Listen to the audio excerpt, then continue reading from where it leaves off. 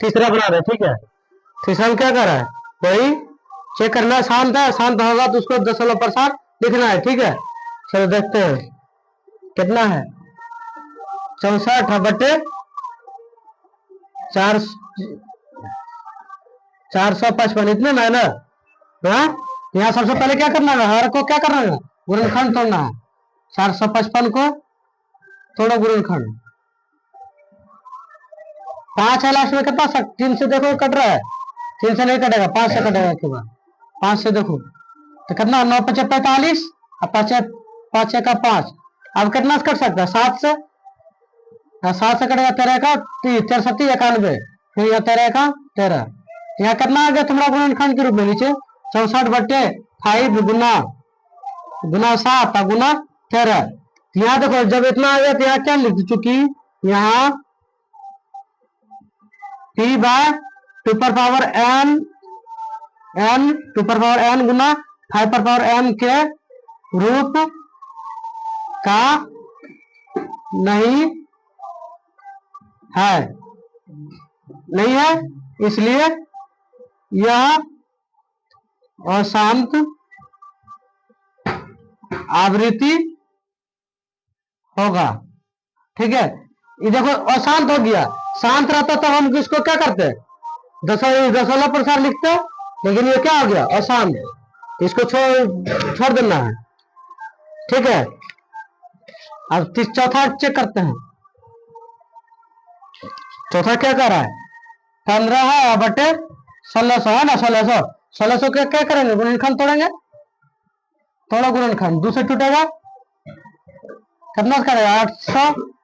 फिर 2 से करेगा कितना होगा 400, फिर 2 से तो 200, फिर 2 से कितना है 100, फिर 2 से 50, फिर 2 से 25, और 5 से दे सकते हैं, 5 25, फिर 5 से 5 का 5 आया, कितना टूटा तुम्हारा 15/2 पर पावर कितना हो जाएगा, 1 2 3 4 5 6, 2 पर पावर 6 गुना 5 है, यहाँ 1 2 हो गया 5 पर पावर स्क्वायर, ठीक है। ये आ गया तुम्हारा क्या, शांत आ गया, क्योंकि अरे पागल यार, देखो 2 पर पावर 6 है, यहाँ 5 है ना तुम्हारा, खैर 2 पर पावर 5 लिखेंगे नहीं। अब यहाँ ऊपर भी देखो काट सकता है क्या कुछ, टूटेगा गुणनखंड में, तो 3 गुना 5 में गुणनखंड टूटेगा ऊपर में, अब बटे 2 पर पावर कितना आ जाएगा 6 गुना 5 पर पावर स्क्वायर होगा, इसको यदि कटाते हैं कितना कट जाएगा बिलो, तो क्या बचेगा 3 पर पावर बटे 2 पर पावर 6 गुना 5 पर पावर 1, ठीक है। इसको सोल्व करने के लिए क्या करना होगा, इसको शांत लिखना है, शांत जब है इसको क्या कर लिखना है, दशमलव प्रसार के रूप में लिखना है ना, तो दशमलव प्रसार के रूप में लिखने के लिए देखो यहाँ 2 पावर 6 है, यहाँ एक ही है, यहाँ क्या करेंगे 5 पर पावर 5 को लाते हैं तो हो जाएगा 6, यहाँ देखो 5 पर पावर 5, यहाँ भी 5 पर पावर 5, 5 और 1 6 होगा ना, है यहाँ देखो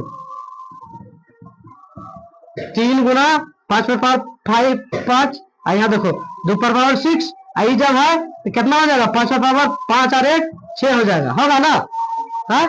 तब यहाँ देखो 5 पर पावर 5 को तोड़ो गुणनखंड के रूप में, 5 5 5 गुना 5 गुना 5 और गुना 5, 50 25 25 25 सवा सौ गुना 25,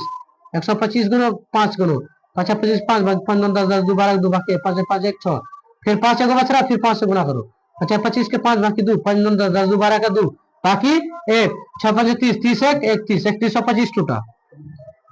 3 गुना 3125, अब बटे यहाँ देखो 2 पर पावर 6 को तोड़ो,